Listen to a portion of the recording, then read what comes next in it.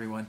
Welcome to Friday's version of Take 5 minutes of Jesus' words in Sermon on the Mount and how they apply to our lives.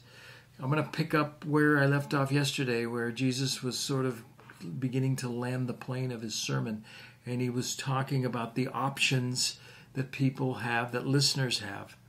The option of which gate will you enter, which road will you take, which destiny you'll have.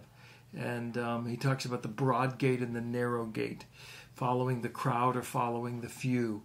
Let me just say a couple of things here. All of this is in the context of Jesus saying, follow me. That's so important, follow me. And it's in the context of a life of discipleship now. So it's not just the narrow gate to get into heaven. It's the narrow way of living life now, of following Jesus now. Okay, hang on to that. It starts with Jesus saying, follow me. And so the options of which gate you take, the narrow gate or the broad gate of life, have to do with your following of Christ. The reason I say that is, take a step back and realize, especially here in the United States, we live in a pluralistic society. We live in a society where there's many different options for religions or no religion at all. There are many different political views or no view at all. There are economic views. We live in a pluralistic society where, in a sense, everybody gets to come to the table.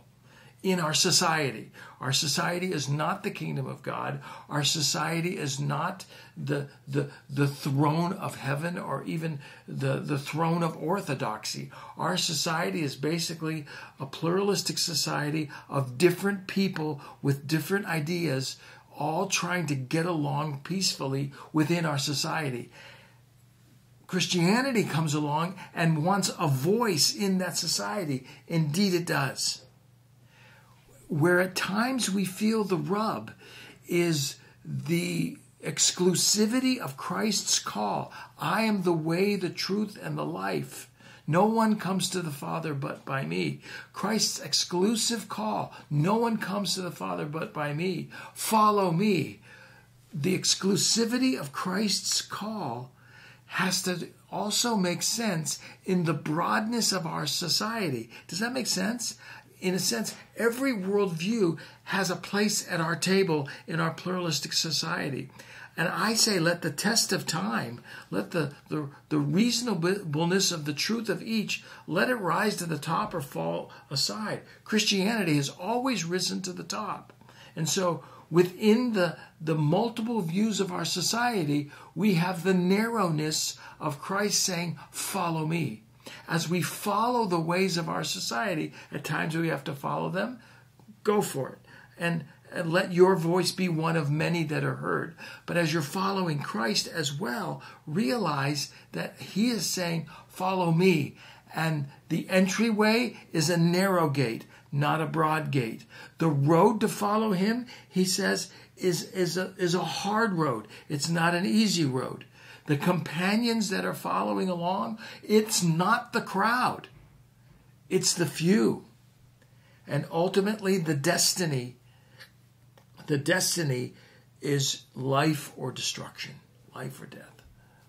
So I guess I say, as your friend, hold those two in tension. In many ways, we live in a fallen society, like every society has been for thousands of years, where oftentimes the gate is broad and the crowd wins the day. And ultimately, destruction often is the end. Every empire, every society has ultimately fallen. Speaking into that society is Christ saying, follow me. The way is going to be narrow and the road is going to be hard and the companions are going to be few and the destiny is life, not destruction. Instead of shouting that louder than all the rest shouted, why not live it out? Why not live out the way of Christ? So let our light shine before the rest of people in our society, that they see our lives, hear our words, see our good works and say, maybe following Christ is worthwhile. that they'll see your good works and glorify your Father in heaven. I just felt like that needed to be said. We're not to be those that shout the loudest and say, this is the way. Certainly Christ is the way. May we demonstrate it with grace and with life in the pluralism of our society, not shouting louder, but living better. Have a great weekend. I'll see you on Monday.